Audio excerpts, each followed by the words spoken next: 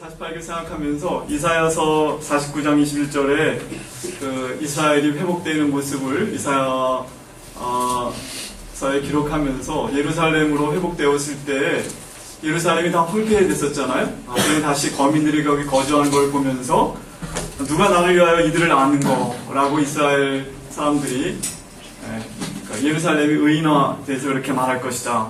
나는 자녀를 잃고 외로워졌으며 사로잡혀 유리할 거늘 이들은 누가 양육하였는고 나는 홀로 남았거늘 이들은 어디서 생겼는고 이런 말을 하게 될 것이다. 이렇게 이사야서에 기록되어 있는데 좀 48기를 보면서 이 젊은 사람들을 하나님께서 이렇게 양육하셔서 이렇게 우리에게 보내줬구나 하는 그런 감사한 마음이 있습니다.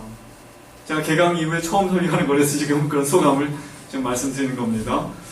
딱 한 가지, 이 80년대생과 이 세대 차이가 나는구나.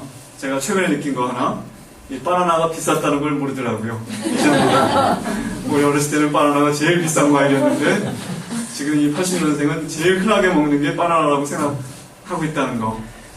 그래서 제가 물어봤더니 김초아 선교사도 모르고 최영훈 선교사도 모르더라고요. 바나나는 항상 제일 싼 과일이었다고 생각하는데 제 아내가 저희 집에 정식으로 처음 결혼 전에 인사 올 때 바나나를 이렇게 한 손을 사갖고 왔다는 거 그거만 아시면 되겠습니다. 우리가 선교학 총론 시간에 배웠듯이 현재에 이르러 그리스도인과 선교사의 구분이 희미해져가고 있다는 것을 우리가 배웠습니다. 한때 선교는 특수한 사람들이 하는 특수한 일이라는 생각이 있었고 사람들 마음속에는 선교를 생각할 때 항상 영웅 선교사의 이미지가 각인되어 있었습니다. 선교는 소수 엘리트들만이 감행할 수 있는 위대한 일이다. 이런 생각을 많이 했었다고 봅니다. 저도 어렸을 때 슈바이처 얘기도 많이 들었고요. 또 그 후에 대학생이 돼 선교에 관심 가졌을 때는 허드슨 테일러라든가 시티 스터드라든가 그런 유명한 사람들 얘기를 많이 들었습니다. 또 우리나라의 언더우드 선교사, 사무엘 마페 선교사 이런 사람들 얘기 들을 때 굉장히 영웅적인 이미지가 제 마음에도 있습니다. 데이비드 리빙스턴이 19세기 선교사인데 그가 아프리카를 이제 횡단한 다음에 1856년 영국으로 돌아와서 책을 쓰게 됩니다. 남아프리카 전도 여행기라는 책을 썼는데 그 책은 당시 영국에서 베스트셀러가 되었습니다. 그리고 사람들은 그 책을 통해서 영웅의 모습을 보았다고 합니다. 찰스 디킨스라는 유명한 영국의 작가가 그 책을 읽고 나서 다음과 같은 소감을 남겼습니다. 그것이 나에게 끼친 영향은 내 자신의 인격에 대해 참으로 주목할 만하고 비참할 정도로 낮춰 생각하게 한 점이었다. 나는 내가 용기, 인내, 과단성, 자제의 도덕적 덕목을 갖추고 있다고 생각하곤 했다. 리빙스턴 박사의 책을 읽은 이후 나는 내 자신을 돌아보면서 그릇된 거칠애에 기만당해 왔다는 부끄러움에 사로잡혔다. 남아프리카 여행의 시험에 인도되어 나는 내가 아주 높이 평가했던 용기, 인내, 과단성, 자제가 사실은 도금된 물건에 지나지 않았다는 것임을 깨달았다. 자기가 상당히 용기도 있다고 생각했는데 리빙스턴의 그 책을 읽고 난 다음에 보니까 자기의 용기는 이 진짜 금이 아니라 도금된 정도밖에 아니었다. 이렇게 깨달았다고 찰스 디킨스가 이렇게 얘기했다는 것입니다. 그러나 이제 이런 영웅의 시대에는 간 것 같습니다.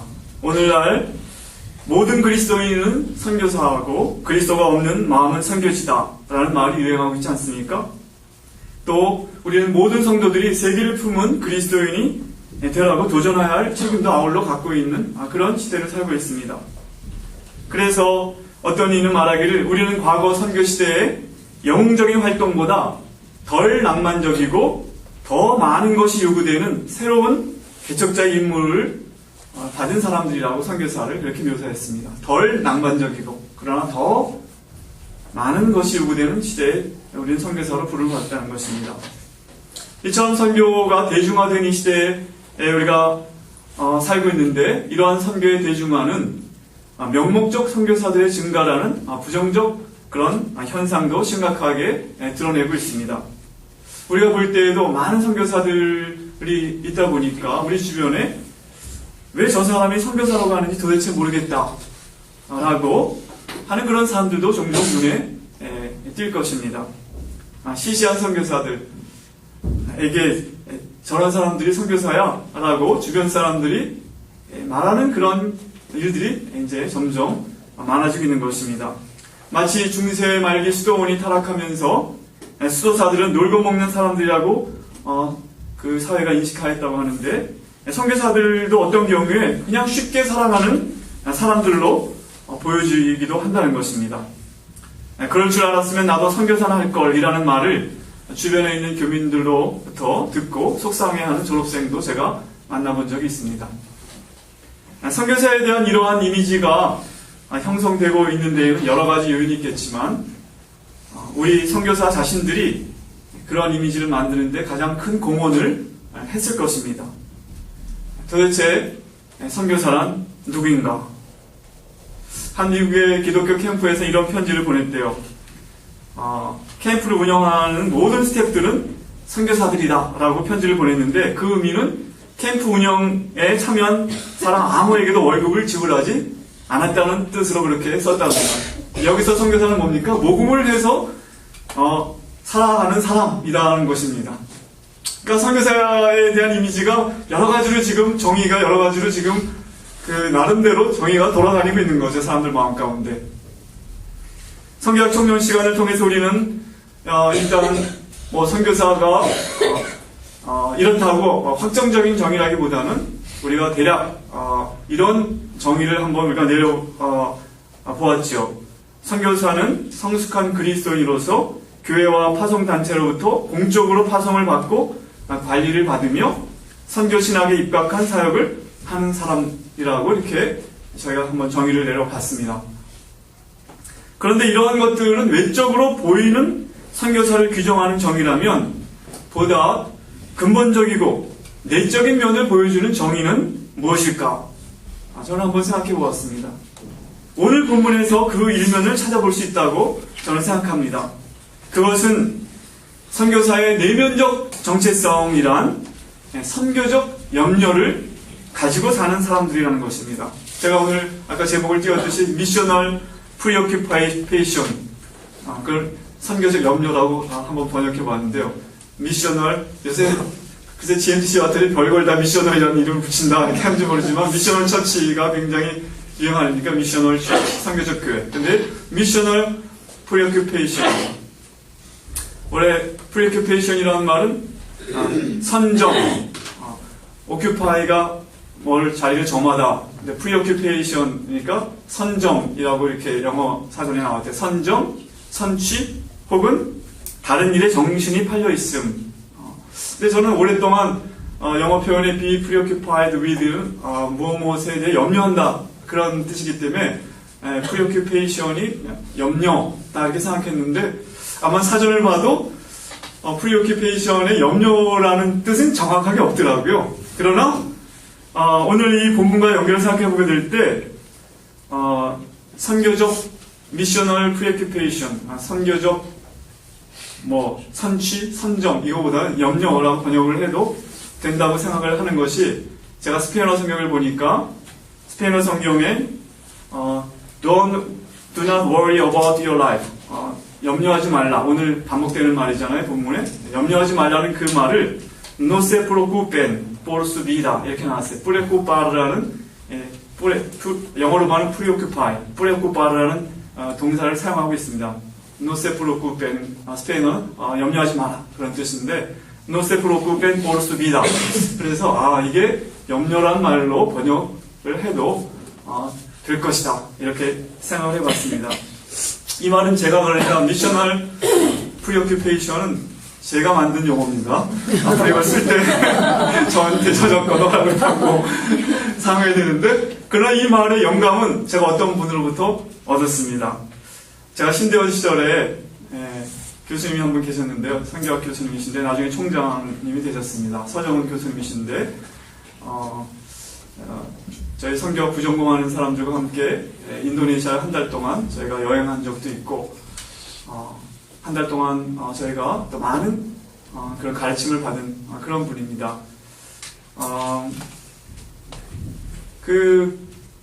근소탈하시고 그리고 인도네시아 선교사로 사역도 하시고 하신 분인데, 이분이 이제 원래 장신대에서 선교학을 가르치셨지만 그때 아마 칼빈에서 THM을 하시고 선교사로 나가셨다가 이제 장신대 교수로 오셔가지고 한남대 교목도 하시고 오셔서 선교학을 가르치셨는데, 아마 이제 교수 사역을 하시면서 공부를 이제 하셔서 미국의 어떤 그 대학에서 STM인가 일종의 그 선교학 박사 과정이죠. STM. 저도 그 학위 내용을 잘 모르는데 그런 걸 받으셨는데 이제 같은 선교학과에 어떤 여자 교수님이 계셨습니다. 이분은 저희가 학교 들어갔을 때 미국에서 교육한 지 얼마 안 되신 분인데, 이분은 자기가 그 PhD 선교학 박사학위를 받은 걸 그렇게 자랑스러워 하시고 계신 분입니다. 근데 가르치기 너무나 못 가르치셔요. 여러 과목을 들었지만 하나도 제가 무슨 말인지 부정공부를 했는데 참 힘들게 그 과목을 들었는데, 이제 이 서정원 교수님이 그 학위를 받으셨을 때 저희 부정공부하는 사람 다 모이라는 거예요. 이 여자 교수님 다 모이라고. 그래서 모였는데 외국인 학생들까지 다 이렇게 모여서 이제 크게 축하를 해야 된다 하는 아마 그런 의미겠죠. 그래서 뭐 어떤 그 강당에 이렇게 다 모였는데 정작 이 서 교수님은 나타나시지 않는 거예요. 계속 시간이 지나도. 근데 막 이 여자 교수님 안절부절하고 들어갔다 나갔다 하시더니, 아마 나중에 들은 얘기는 서정 교수님 안 나타나시려고 그러는데 가서 무릎을 꿇고 비셨대요. 꼭 그냥 잠깐만 얼굴만 비치라고. 그래서 이제 드디어 딱 오셨습니다. 오셨는데 학생들이 있었는데 딱 이렇게 말씀하시더라고요. 제가 생각할 때 이런 것은 다 비선교적인 일입니다. 그리고 나가시는 거예요. 근데 굉장히 제가 인상을 받았어요, 그때. 그건 강의와 상관없는 시간이었지만, 이게 비형식적, 지금 생각해보면 비공식적으로 준 굉장히 큰 강화였습니다. 저는 그때 지금 한국교회 한참, 목회자들이 미국에서, 무슨 학위를 받았다고 그래가지고, 플랜카드를 막 길에, 상가에 있는 그 교회인데, 그 골목에다 플랜카드를 붙인 것도 봤고, 어떤 목사님이 그 박사학위 받은 게 너무 자랑스러워가지고 어디 한번 입어봐야 되는데 입을 데가 없으니까 자기 교회 유치원 졸업식 때 그 가운을 입고 나오셔서 아이들에게 학위를 수여하는 그런 일이 있었다는 참 웃기는 얘기도 제가 들었던 터라 참 그때 굉장히 인상적이었어요. 이런 일은 다 비선교적인 일이다 이렇게 하고 갔었습니다. 여러 가지 뉘앙스가 거기에 함축된 의미가 있다고 생각합니다. 그래서 거기서 제가 이게 비선교적인 일이 뭐고 선교적인 일이 뭐지? 그때 한번 생각했었는데, 오늘 이 본문을 읽으면서 비선교적 염려가 있고 선교적 염려가 있구나 이렇게 생각하게 된 것입니다. 오늘 본문을 요약해보자면 예수님께서는 제자들에게 비선교적 염려에 빠져 살지 말고 선교적 염려를 하며 살아가라고 도전하고 계시다는 것입니다. 마태복음 6장 33절을 그렇게 제가 해석합니다. 그러므로 너희는 먼저 그의 나라와 그의 의를 구하라. 너희는 먼저 그분의 나라와 그분의 의를 구하는 것이 너희들의 프리오큐페이션, 선점이 되게 하라. 다른 이 땅에 보물을 쌓아놓는 일이 아니라 그런 내용이겠죠. 이 본문은 따라서 오늘 우리들에게 선교적 염려를 가지고 살아가는 선교사가 되기 위해서 우리가 무엇을 훈련해야 할까를 보여주고 있다고 생각합니다. 선교적 염려를 가지고 살아가야 하는 선교사들이 되기 위해서 우리는 무엇을 훈련해야만 그런 선교사들이 될 수 있을까? 첫째, 19절부터 24절의 말씀입니다. 우리가 잘 아는 말씀이죠. 너희를 위하여 보물을 땅에 쌓아두지 말라. 거기는 종과 동록이 해하며 도둑이 구멍을 뚫고 도둑질을 하니라. 오직 너희를 위하여 보물을 하늘에 쌓아두라. 거기는 좀이나 동록이 해하지 못하며 도둑이 구멍을 뚫지도 못하고 도둑질도 못하느니라. 내 보물이 있는 그곳에는 내 마음도 있느니라. 눈은 몸의 등불이니 그러므로 내 눈이 성하면 온 몸이 밝을 것이요 눈이 밝으면 온 몸이 어두울 것이니 그러므로 내게 있는 빛이 어두우면 그 어둠이 얼마나 더하겠느냐. 한 사람이 두 주인을 섬기지 못할 것이니 혹 이를 미워하고 저를 사랑하거나 혹 이를 중히 여기고 저를 경히 여김이라. 너희가 하나님과 재물을 겸하여 섬기지 못하느니라. 이 말씀을 통해서 저는 이런 대지로 요약을 해봤습니다. 이 땅의 재물이 우리 마음을 선점하지 못하도록 해야 한다 하는 것입니다. 선교사가 되기 위해서, 즉 선교적 염려를 가지고 살아가는 선교사가 되기 위해서는 우리는 이 땅의 재물이 우리의 마음을 선점하지 못하도록 해야 한다는 것입니다. 그런 훈련을 해야 한다는 것입니다. 어떤 분이 말하기를 돈은 참 모든 사람이 좋아하는 몇 가지 안 되는 것 중에 하나라고 합니다. 사실 어떤 것은 한 사람이 좋아하면 다른 사람이 싫어할 수 있고, 우리가 그렇잖아요. 어떤 이슈도 어떤 사람은 찬성하지만 어떤 사람은 반대하는 게 굉장히 많은데, 돈은 모든 사람이 좋아하는 것 중에 몇 가지 안 되는 것 중에 하나라고 합니다. 여러분도 돈 좋아하시죠? 필요하시죠? 네. 성경은 돈의 영향력을 결코 과소평가해서는 안 된다고 오늘 말씀하고 있습니다. 하나님과 돈이라고 말할 정도로, 감히 하나님을 대체할 정도로 영향력이 있는 것이 돈이라는 것입니다. 영국에서 이제 호주를 식민화할 때 이제 거기에 영국의 죄수들을 많이 실어 보냈다고 합니다.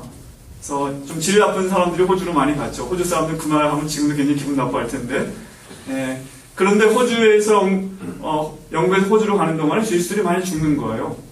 굉장히 많이 죄수들이 아무래도 제대로 관리를 이제 그 위생도 나쁘고 하니까 오랜 기간 동안 배를 타고 가야 되니까, 그래서 별별 그 조치를 다 취해왔답니다.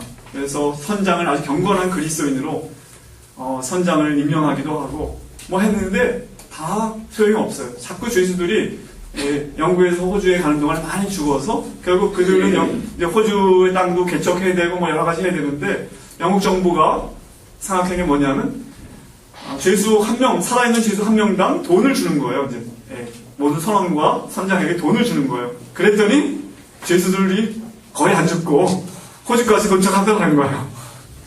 이만한 저희 돈의 영향이 대단하죠.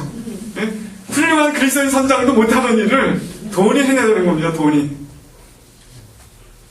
뭐 그래서 돈은 귀신도 춤추게 한다는 말이 거기서 나왔는지도 모릅니다. 사실 재물의 노예가 되거나 재물로 인해 진정한 그리스도인의 자세가 흔들림 없이 이 세상에 부를 소유할 수 있는 사람은 그리 흔치 않다라고 어떤 주석가는 말했습니다. 재물의 노예가 되지 않고도 정말 부를 소유할 수 있는, 부를 소유하면서도 재물의 노예가 되지 않고 그리스도인의 자세가 흔들리지 않는 그런 사람은 참 많지 않다. 우리가 성경의 부자 청년의 예도 보잖아요. 이것을 다 팔아서 가난한 자에게 주고 나를 따르라 했을 때 그는 결국 돌아서고 맙니다. 어제 예수님의 제자들이 모든 것을 다 버리고 주를 따랐을 때도 버릴 것이 그렇게 많지 않았기 때문에 좀 쉬웠을지 모르겠어요. 이것은 저희 GMC 역사에서도 증명이 됩니다. 우리 1500명 졸업생 중에 재벌 아들은 없었던 것 같아요. 제가 볼 때. 엄청난 재산을 관리하고, 모르겠습니다. 최영웅 선교사 아빠가 준 재벌 정도 될 뻔했는데 다 말아먹어서 지금 선교사로 여기 들어왔는지 모르겠는데, 제가 그 최영웅 선교사 아버지가 저희 그룹이었는데 튜토리얼 상당히 재산이 많고 큰 기업도 운영하고 있는데 지금 별로 없죠, 재산. 다 말아먹었기 때문에 이제는 참, 그래서 성 프랜스 같은 사람이 위대한 사람이라고 말하지 않습니까? 그는 정말 부유한 상인의 아들이었지만 그 그리스도를 따르기 위해서 모든 것을 다 나중에 옷까지 홀라당 벗어버리고 이제는 하나님 아버지만 섬긴다 하고 따라 나섰다는 것입니다. 사실 이런 사람들이 많지 않습니다. 우리 여기도 모두 다 참 돈에 대해서 관심도 있고, 여러분 우리 부자는 아니지만 돈에 대해 많이 생각하죠. 그렇죠? 부자가 아니기 때문에 돈이 필요하니까. 여러분 가난한 사람과 부자들의 차이를 아십니까? 가난한 사람은 돈에 대해서 많이 생각한답니다. 필요하니까. 근데 부자는 돈만 생각한답니다. 웃질 않네요. 돈만 생각한다고. 저도 그럴 것 같아요. 제가 여의도 아까 보면서 63빌딩 저게 내 거라면 아마 저거 관리하느라고 나의 모든 생각은 저기 가 있을 것이다. 그렇지 않겠습니까? 63빌딩을 아마 유지하려고 생각해 보세요. 얼마나 많은 생각과 에너지를 거기 투자해야 될까. 그럼에도 불구하고 돈이 많든 적든 우리들의 관심을, 선교사들의 관심을 지배하게 될 때 무슨 일이 일어날 것인가? 앞으로 재정 관리에 대해서 배우고 우리가 다양한 강의 시간에서 목사님 시간에도 다루고 다 하겠지만 성경을 모금할 때나 재정 사용의 정직성이나 재정을 활용한 프로젝트의 목적에 여러 가지 생각할 때 정말 이 돈이 우리를 지배하게 될 때 무슨 일이 일어날 것인가? 디모데전서 6장 9절 10절 말씀은 선교사에게 해당은 안 되는 말씀인 것 같습니까? 잘 들어보십시오. 부하려 하는 자들은 시험과 올무와 여러 가지 어리석고 해로운 욕심에 떨어지나니 곧 사람으로 파멸과 멸망에 빠지게 하는 것이다. 돈을 사랑함이 일만하게 뿌리가 되나니 이것을 탐내는 자들은 미혹을 받아 믿음에서 떠나 많은 근심으로써 자기를 찔렀도다. 선교사들 중에도 이런 케이스들이 하나도 없다고 생각하십니까? 많이 있을 것입니다. 우리 중에서도 우리가 만약 돈에 우리 마음이 선점당하는 그런 일이 없도록 우리가 훈련하지 않으면 우리도 어느샌가 그렇게 될 수 있다는 것입니다. 성경에 보면 경건을 이익의 방편으로 생각하는 financial benefit이라고 그랬나요? 이익의 방편으로 생각하는 그런 거짓 선생들에 대해서 많이 말하고 있는데 우리 선교사들이 만약 이런 돈에 대한 훈련이 안 돼 있다면 거짓 종교인으로 전락하게 될 것이라는 것입니다. 한국 선교사들이 선교지에서 왕왕 재산을 이제 자기 것을 사유화하고 또 세습하는 자기 아들도 대리어 선교사가 되더라고 하지만 사실은 그 재산을 물려주려고 하는 케이스들도 듣고 있습니다. 제가 여기 국민일보에 스크랩을 했는데요. 이거는 김경래라는 한국 기독교 100주년 기념재단 상임이사가 역경열매라는 그 간증 거기 쓴 건데 양화진의 묘지를 둘러싸고 소송이 4년 3개월 동안 이어졌고 최근에 그러니까 올해 2월 28일 날 결국 이제 기독교 100주년 기념재단이 승소를 했다고 합니다.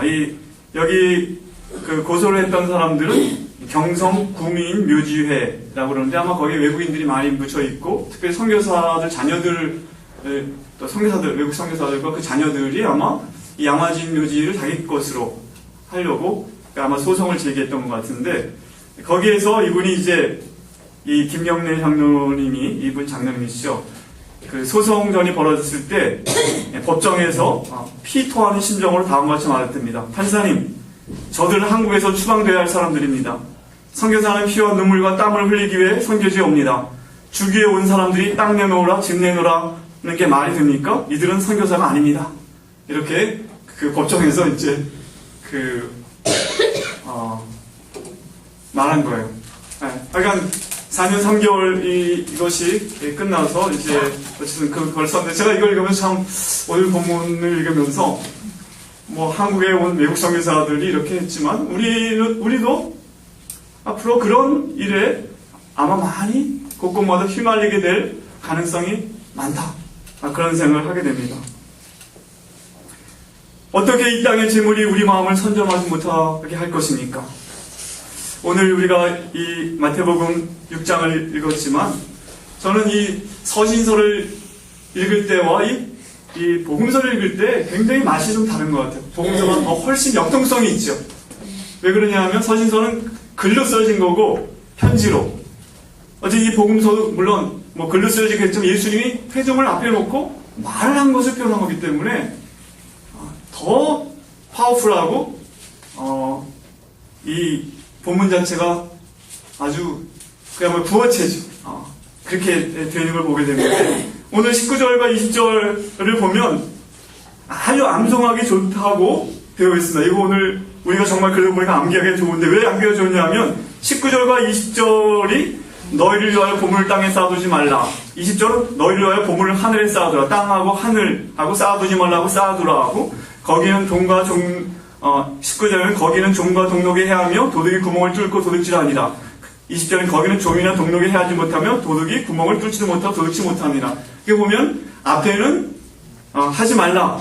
거기는 도둑들이 들어온다. 뒤에는 쌓아두라.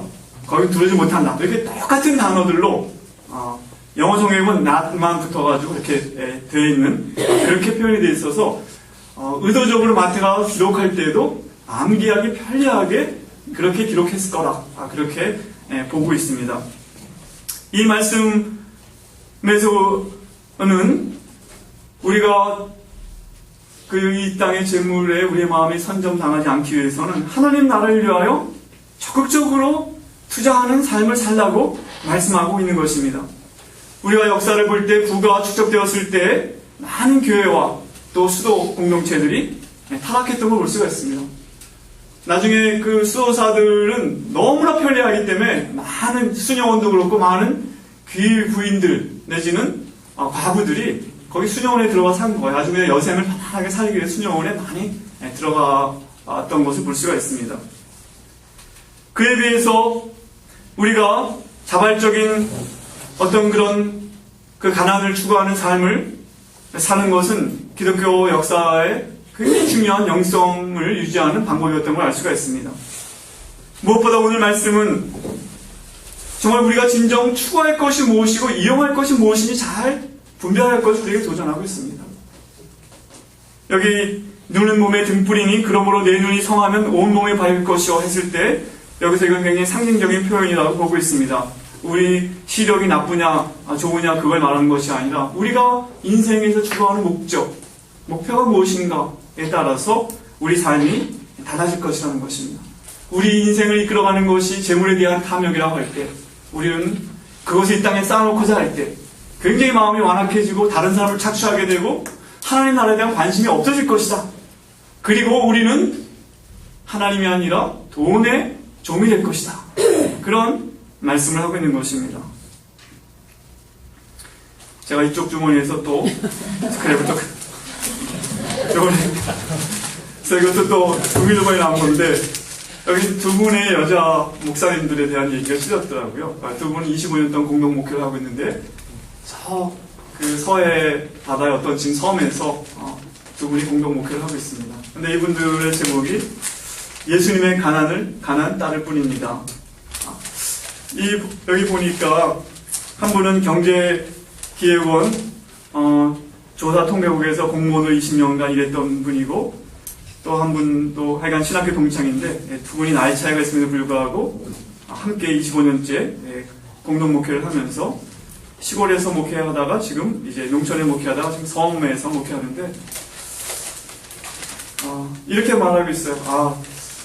예수님의 다른 건 못 따라가고 내가 예수님이 가난한 것은 내가 따라할 수 있지 않을까 해서 그렇게 살기로 하고, 이분들이 그렇게 하면서 그 섬에 들어가서 그 섬 주민들을 함께 어울려 살면서 복음화하며 이렇게 살아가고 있는 얘기를 쭉 썼습니다.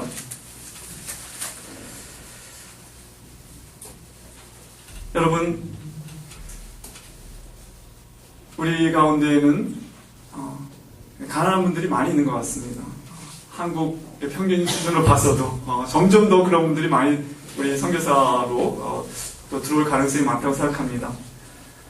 그렇다면 우리는 한편 생각해보면 이 두 목사님 글을 읽으면 제가 생각하는 것은, 이미 우리가 가난하다면 우리가 우리의 가난을 두려워하거나 불평할 것이 아니라 오히려 자족하는 마음을 가지고 예수 그리스도를 닮는 삶을 살고 있음을 오히려 기뻐하면서 살아가면 어떨까 하는 생각을 하게 됩니다. 우리가 돈이 없기 때문에 그것으로 괴로워하고 두려워하고 불평하며 살기보다는 정말 예수님께서 말씀하셨듯이 가난한 자는 복이 있다고 말씀하셨듯이 그 가난을, 그리고 디모데전서 6장 6절에 그러나 자족하는 마음이 있으면 경건은 큰 이익이 되느니라. 우리가 세상에 아무것도 가지고 온 것이 없음에 또한 아무것도 가지 못하리니 우리가 먹을 것과 입을 것이 있은즉 족한지로 알 것이니라 하는 그런 자족을 우리가 추구하면서 살기에 우리가 너무나 좋은 그런 위치에 있지 않는가 하는 그런 생각을 오늘 전 이 본문을 읽으면서 생각해보았습니다. 이제는 우리가 가난해지려고 자발적으로 안 해도 가난하게 살 수밖에 없는 시대를 지금 선교사들은 직면하고 있습니다. 한국 교회가 지금 어렵습니다. 성도들의 삶도 어렵습니다. 중산층이 몰락하고 교회 재정도 어렵기 때문에 예전에처럼 선교사들에 대해서 많은 지원할 수 없는 그런 상황 가운데 있습니다. 어쩌면 선교사들은 도시에 더 이상 살지 못하고 외곽에 더 싼 지역으로 집을 얻어 나가야 될지 모릅니다. 아이들도 이제는 국제학교나 아니면 선교 자녀학교에 보내지 못하고 현지 학교나 아니면 홈스쿨링을 해야 될지도 모릅니다. 점점 더 단순한 삶을 우리가 훈련하지 않으면 안 되는 그런 상황 가운데 들어간다는 것입니다. 그럴 때 우리가 이 말씀을, 오늘 본문 말씀을 생각하면서 오히려 이것을 내가 불평거리로 삼지 말고 이 돈이 나의 마음을 선점하도록 하지 않고 하나님 나라에 대한 관심을 내가 키우는 대로 한번 활용해 보겠다. 이런 훈련을 우리가 하는 것이 중요하다는 것입니다. 다른 사람들이 볼 때 저 사람들은 역시 우리랑 추구하는 것이 다르구나. 정말 하늘의 보물을 쌓아두는 사람들이구나. 하나님의 종들이구나 하는 이런 인정을 받는 선교사들이 오늘날 정말 필요하다는 것입니다. 사람들은 뭐니 해도 머니가 최고라고 해도 우리는 그것보다 더 사랑하고 소망하는 것이 있을 때라야만 우리 마음은 돈에 선점당하지 않고 자유케 될 것이라고 오늘 성경이 말씀하십니다. 그것을 훈련하는 선교사가 될 때라야만 우리 모두는 하나님의 선교에 귀히 쓰임을 받게 될 것입니다. 두 번째로 돈의 선점을 당하지 않는, 그리고 하나님 나라를 추구하는 미셔널 프리오큐페이션을 가지는 선교사가 되기 위해서는 25절로 33절에 오늘 본문은 우리는 하나님의 선하심을 신뢰해야 한다고 말씀하고 있습니다. 오늘 본문의 25절부터 그 34절까지 염려에 대한 표현이 6번이나 나옵니다. 염려하지 말라. 왜 염려하느냐? 염려하여 이르기를 염려할 것이요 염려하지 말라. 이런 염려라는 단어가 계속 반복해서 나옵니다. 명령형 형태로 계속 나오는데 특별히 염려하지 말라 말씀하셨을 때 지속적으로 염려에서 벗어날 것을 예수님께서 도전하신 것입니다. 만일 우리가 재물의 마음을 빼앗기지 않고 주님께 헌신하며 살고자 할 때, 그렇다면 주님께서 우리의 기본적인 필요에 대해서 어떻게 하실 것인가? 우리가 그래도 먹고 입어야 될 것인데 거기에 대해서 주님은 이렇게 말씀하셨습니다. 하늘 아버지께서 채워주실 것이다. 그것을 신뢰하라. 이렇게 말씀하셨습니다. 특별히 하늘 아버지라는 표현이 오늘 2번 나오는데요. 26절에 공중에 새를 보라 심지도 않고 거두지도 않고 창고에 모아들이지도 아니하되 너희 하늘 아버지께서 기르시나니 너희 이것들보다 귀하지 아니하냐. 32절 이는 다 이방인들이 구하는 것이라 너희 하늘 아버지께서 이 모든 것이 너에게 있어야 할 줄을 아시느니라. 특별히 하늘 아버지, Heavenly Father라는 이 표현은 마태가 즐겨 사용하는 표현입니다. 똑같은 본문을 누가는 그냥 하나님 이렇게 표현을 하고 있는데, 혹은 아버지라고 표현하고 있는데 하늘 아버지라고 표현하고 있습니다. 예수님께서는 하늘 아버지께서 어떤 분이신 것을 기억하라고 말씀하십니다. 그분은 우리에게 의복이나 음식보다 더 중요한 생명과 몸을 주신 분입니다. 그분께서 우리가 우리의 몸과 생명을 유지하도록 먹을 것과 입을 것 주지 않겠느냐 말씀하십니다. 그분은 까마귀와 공중의 새와 백합화를 입히시고 먹이시는 분이신데 우리를 더 귀히 여기시는 그런 분이시라고 말씀하십니다. 그분은 능력이 있으실 뿐 아니라 우리를 사랑하시는 분이라고 말씀하십니다. 거기 7장에 넘어가면 11절에 또 그런 표현이 있죠. 너희가 악한 자라도 좋은 것으로 자식에게 줄 줄 알거든 하물며 하늘에 계신 너희 아버지께서 구하는 자에게 좋은 것을 주지 않겠느냐 라는 말씀을 통해서 그렇게 표현하고 있습니다. 무엇보다 오늘 32절의 말씀은 하늘 아버지께서 이 모든 것이 우리에게 있어야 될 것을 안다고 말씀하십니다.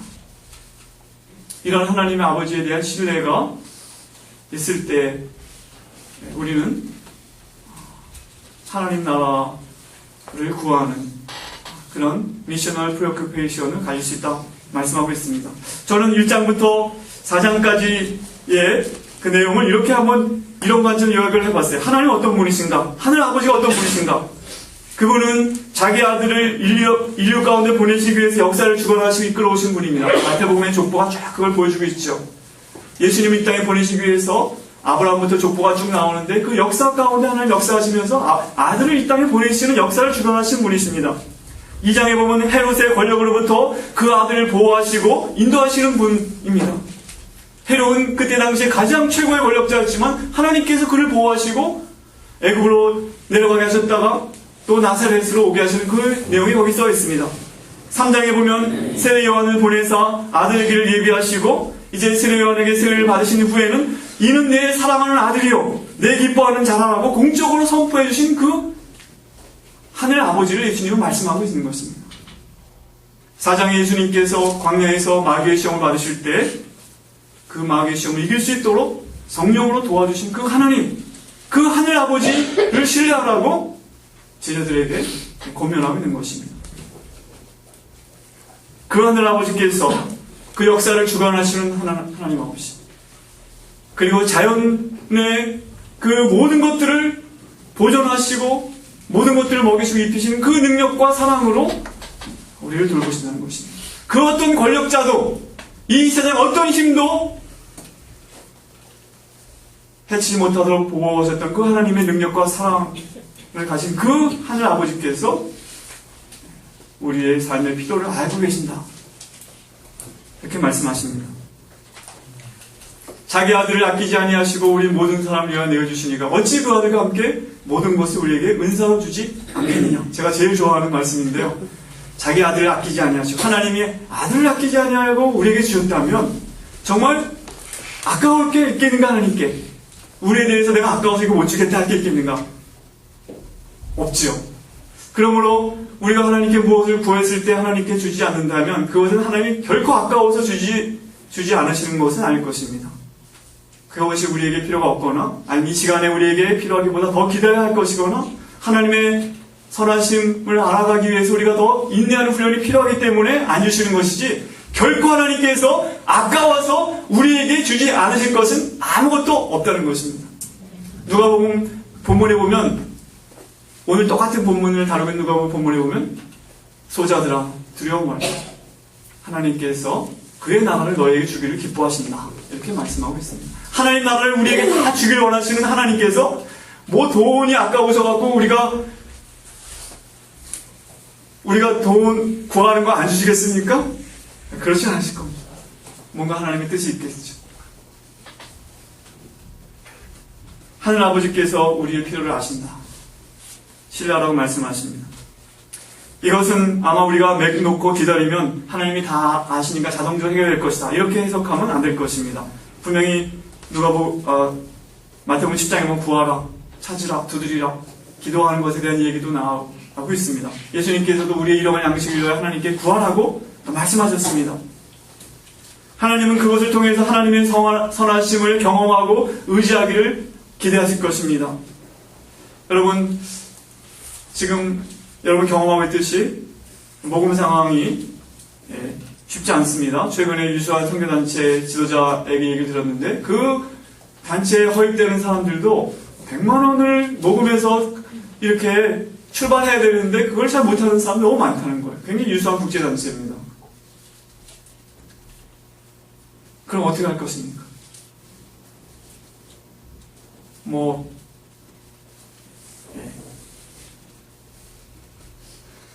150만 원 안 채워주면 나 못 나갑니다. 그렇게 해야 되겠는가? 그러니까 여러 가지 우리가 기도하며 하나님 앞에 하나님의 응답을 기다릴 텐데 최근에 저희 졸업생 중에 한 사람이 저희 훈련을 졸업한 2년 만에 선교지로 나갔습니다. 그 가정은 자녀가 셋입니다. 근데 여기 훈련에 있을 때에도 굉장히 생활이 어려웠던 것 같아요. 저희가 볼 때. 그리고 신학교를 졸업을 했지만 교회 사역 경험도 짧고 별로 인정해주는 교회도 없고, 그런 가운데 제가 여기 훈련하는 가운데 제가 얘기를 듣기로는 이분이 대리운전을 밤에 나가서 하는 거예요. 매일은 아니겠지만 아마 시간 날 때마다. 그래서 어떻게 그렇게 하고 또 아침에 새벽 큐티도 나왔는지 모르겠어요. 저는 하여간 그렇게 하면서 저는 염려가 됐지만, 또 그가 그동안 또 가게를 이끌어오면서 해왔던 여러 가지 방식이 있었을 거기 때문에 한편 건강이 염려가 됐지만 또 모르는 척하고 이렇게 지나왔습니다. 그리고 이제 졸업 이후에도 상당한 재정 GMDC에 내야 될 걸 다 못 내고 나갔는데, 최근에 이제 선교지로 갔다는 얘기를 들었습니다. 그러면서 우리 GMDC에 있던 빚을 다 청산을 하고 간 거예요. 그래서 참 속으로 생각하기에 어떤 교회가 도움을 주었나 하는 생각도 들고, 적어도 제가 생각하기에 선교지에 가서도 어디다 던져놔도 하여간 하나님을 의지하고 벗어나갈 수 있는 그런 저력은 있는 분이겠구나. 또 하나님께서 그것을 보시고 또 어떤 좋은 동역자를 일으켜주실지 모르지만 어쨌든 제가 현재까지 가지고 있는 정보는 그것입니다. 그렇다고 여러분들 지금 밤에 나가서 대리운전하라고 지금 말하는 건 아닙니다. 하지만 하나님께서는 여러 가지 방법으로 우리의 필요한 것을 주실 것이다 하는 것과, 우리가 그것을 구하고 찾고 기다리고 하나님을 경험하는 그 방법은 다양한 방법이 있을 거라는 것입니다. 이렇게 하나님의 선하심과 돌보심을 다양한 방법으로 우리가 맛보게 된 사람만이 결국은 염려로부터 자유하게 될 것입니다. 후원교회가 빵빵하다고 하나도 든든할 거 없습니다. 언제 한 칼에 날아갈지도 모릅니다. 여러분 첫 텀 끝나고 올 때가 될지 모르고 두 번째 텀이 끝나고 될지도 모릅니다. 지난 심야 기도회 때 우리 추찬호 선교사 간증을 우리 다 듣고 더 듣기를 원했는데 아주 아끼더라고요. 그러면서 나중에 시간 관심 있는 사람 찾아오라고 이렇게 그랬는데, 오늘 이 본문도 저에게는 굉장히 큰 체험이 있는 본문입니다. 오늘 제가 이것을 2007년에 제가 이 내용을 설교 시간에 한번 활용한 적이 있는데, 이태용 목사님이 관계된 내용이기 때문에 이걸 또 한다는 게 마음속에 너무 마치 이태용 목사님 안 오셨더라고요. 송사람도 안 계시고. 2007년에 제가 한국에 들어와서 얼마 안 돼갖고 설교하면서 제 일기장에 있었던 내용을 좀 얘기한 적이 있었는데, 저도 시간이 7년 정도 지나니까 오늘 이 본문을 하면서 다시 찾아봤더니 그 내용이 있는데 기억에 많이 이제는 엉켜졌는데 이걸 보니까 기억이 났습니다. 제가 일기장에 썼던 내용인데, 그래서 제가 그 희미한 글씨가 명석한 기억력보다 낫다는 말을 제가 또 하는 것입니다.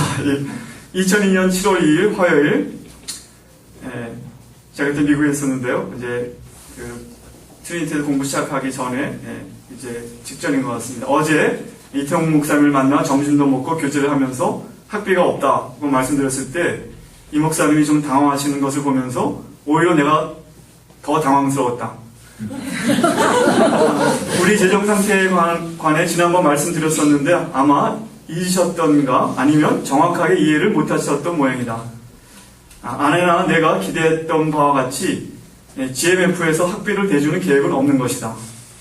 우리는 이제나 저제나 왜냐하면 에콰도르에서 미국으로 갈 때 학교에 재정 증명서 내야 되는데 GMF 보증을 섰는데 거기 20만 분인가 그 보증 이렇게 해갖고 거기 들어간 거거든요. 그러니까 저는 이태용 목사님이 공부하라고 여기 했으니까 당연히 돈을 대주실 거니 굳게 믿고 미국까지 온 거예요, 사실은요. 근데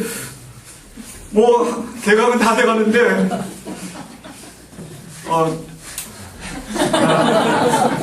장학금을 조금 배당받을 수는 있을 것 같다. 하기사 당신들께서 고생하며 어렵게 공부하셨고 GMF의 기금도 GMC 교수 요원들만 위해 쓴다는 비난도 받을 수 있을 테고, 이런 상황 앞에서 잠시 마음에 혼란스럽고 염려가 생겼지만 오히려 믿음으로 사는 법을 훈련하는 좋은 기회가 되고 앞으로 GMF, GMTC 지도자로서도 본을 보일 수 있는 도전이 되는 삶의 경험을 할 수 있으리라 생각하니 참 잘 된 것 같다. 올해 약속의 말씀으로 시편 146편 1절 5절을 주시는 하나님께서 거기에 합당한 훈련을 시켜주시려나 보다. 야곱의 하나님으로 자기 도움을 삼으며 여호와 하나님에게 그 소망을 두는 자는 복이 있도다. 기대가 된다. 기대는 그렇겠지만 마음은 굉장히 아내나 저나 언제나 이제나 말씀하시려나 저제나 말씀하시려나 했는데 7월 2일이 됐는데 이제 그런 결과를 얻었습니다. 2002년 9월 2일 월 드디어 이번 주간부터 수업이 시작이다. 이제 막상 시작한다고 하니 긴장도 되지만 기대도 된다. 하나님께서 또한 여러모로 도와주고 계심을 느끼기에 격려를 받고 있다. 그 중에 몇 가지를 열거해 본다면 GMP 본부의 빚 1,100만 원이 넘는 1,100만 원 이상 저희가 빚이 있었는데 왜냐하면 IMF가 터지면서 저희 후원교회가 끊기면서 저희 후원비율을 10분의 1로 이제 줄여서 주기 시작하고 저희가 또 미국에 이제 공부를 하러 간다 보니까 모든 후원이 끊긴 가운데 저희가 이제 GMP 본부에서 대출을 받아갖고 일단 등록을 했는데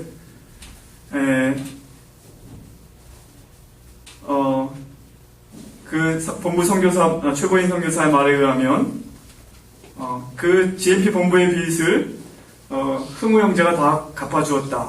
흥우 형제는 저랑 대학교 저희 그 후배인데 대구에서 사역을 하는 분인데 그 교회는 이제 시설에서 그 목회를 하기 때문에 교회 건물을 유지하는 비용이 안 들고 아마 그걸 좀 모아놨다가 어제 쓰려고 갖고 있던 거를 저한테 보내준 것인데요.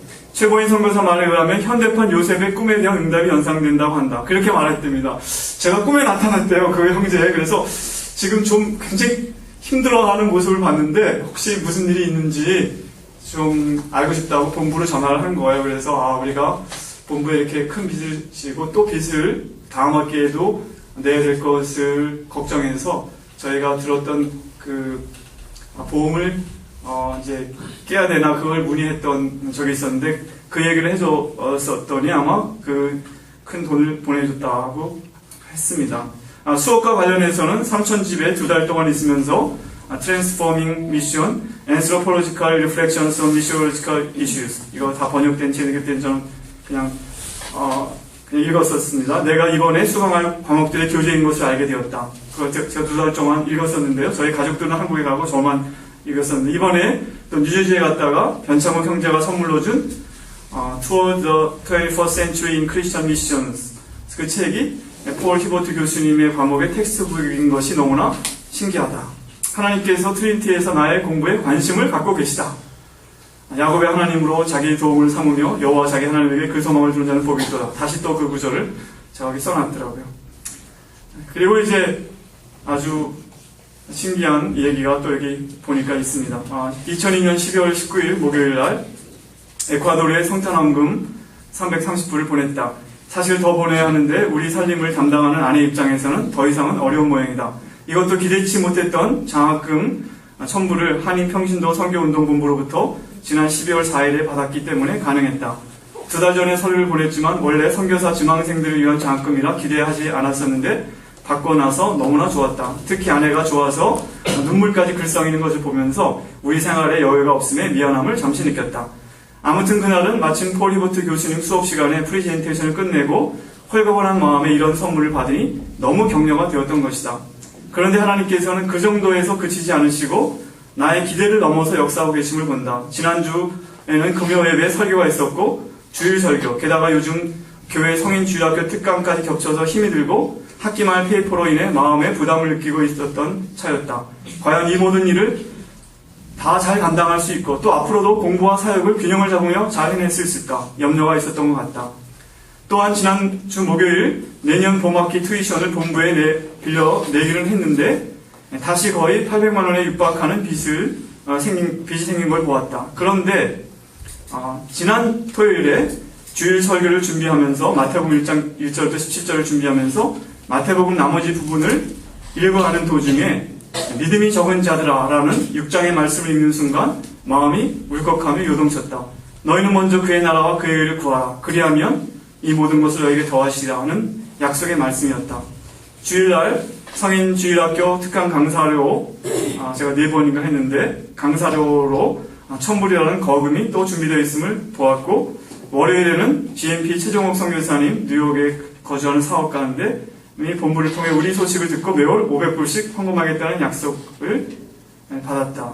화요일에는 흥우 형제가 700만 원을 헌금했다는 소식. 여러분, 이게 너무 그러니까 큰 액수여서 시험에 들지 말기를 바랍니다. 그때 하나님 필요하셨기 때문에 주신 거라고 저는 생각하고 있는데요. 이어서 오늘 아침에는 이태원 목사님으로부터 우리가 학위를 마칠 때까지 앞으로 3년간 머물러도 좋을 것이라는 소식을 받았다. 어운이 봉봉할 따름이다. 주님의 뜻을 이루소서. 저희가 원래는 2년만 공부하는 것으로 한국 미국에 갔었는데 이때 이제 공부를 코스웍을 다 마칠 때까지 있어도 좋다. 뭐 그런 얘기를 받았는데, 놀라운 거는 요게 12월 19일인데요. 어제 연말에 저희가 그 청년들 이끌고 수양회를 갔습니다. 수양회에 가서 제가 지도하던 수양회에 가가지고 우리가 에콰도르에서 우리 교회 목회할 때 했던 것처럼 수양회 때 약속의 말씀들을 하나씩 다 뽑았어요. 그래서 다 청년들이 뽑고 저한테 이렇게 돌아와서 제가 딱 뽑았는데 무슨 말씀이 나왔겠습니까?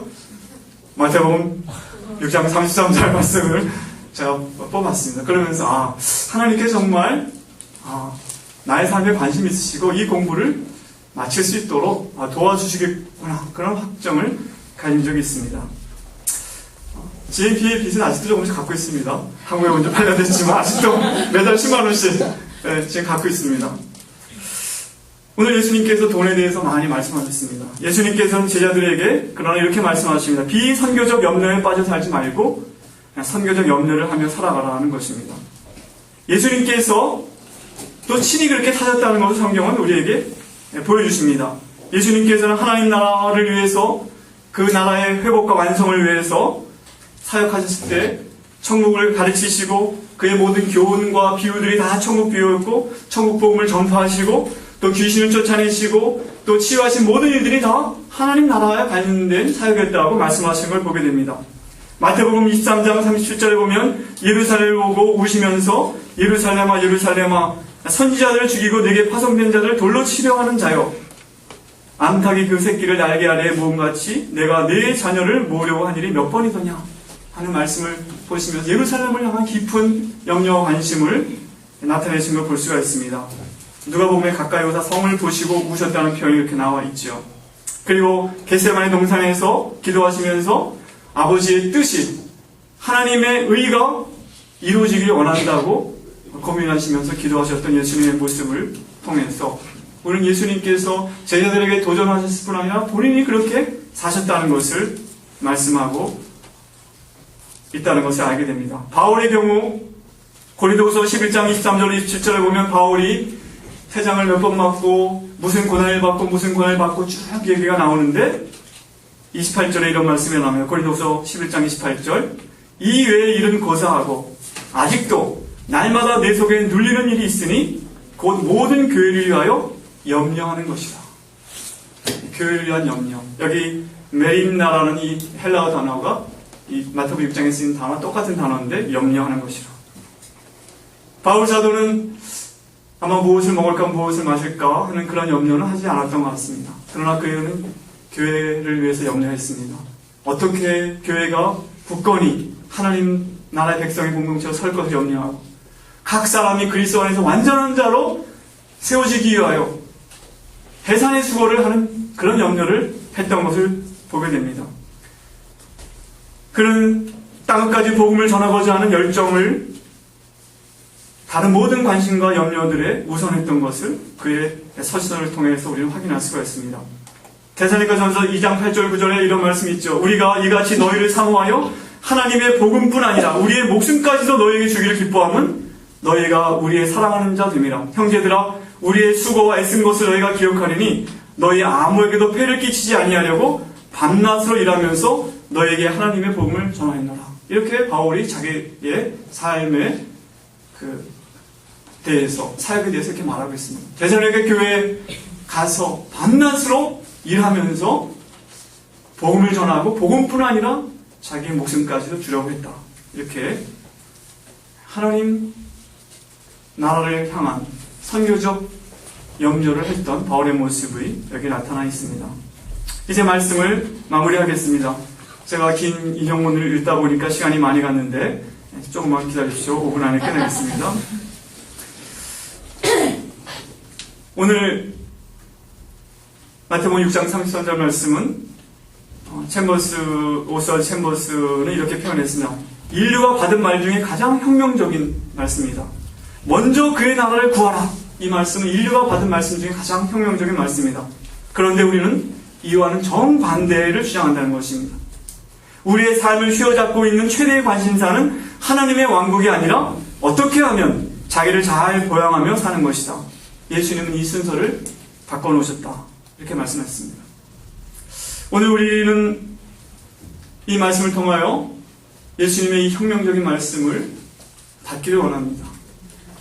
이 말씀을 받고 이러한 하나님 나라를 향한 관심과 염려를 가진 이런 내면적인 염려에 사로잡혀 있는 사람이 진정한 선교사라고 우리는 말할 수 있겠습니다. 우리 모두 이 말씀을 따라서 비선교적 염려에 우리의 마음과 에너지를 소진하는 시시한 선교사가 아니라 선교적 염려에 사로잡힌 선교사가 되도록 우리를 훈련해야만 되겠습니다. 나가서 단순히 관심과 염려가에서 그치는 것이 아니라 선교를 위해 깊은 헌신을 드리는 선교사가 되기를 우리 모두 갈망해야만 되겠습니다. 선교를 이용만 하고자 하지 정작 선교에 헌신하는 선교사가 점점 더 희귀해지는 것이 오늘날 현실입니다. 우리 평생에 하나님의 나라와 예수 그리스도의 복음을 위해 영광을 받을 뿐 아니라 고난을 기꺼이 받고자 하는 사역자가 되도록 합시다. 그것을 위해 훈련하는 GMBC 48기 공동체가 되기를 주님의 이름으로 축원합니다.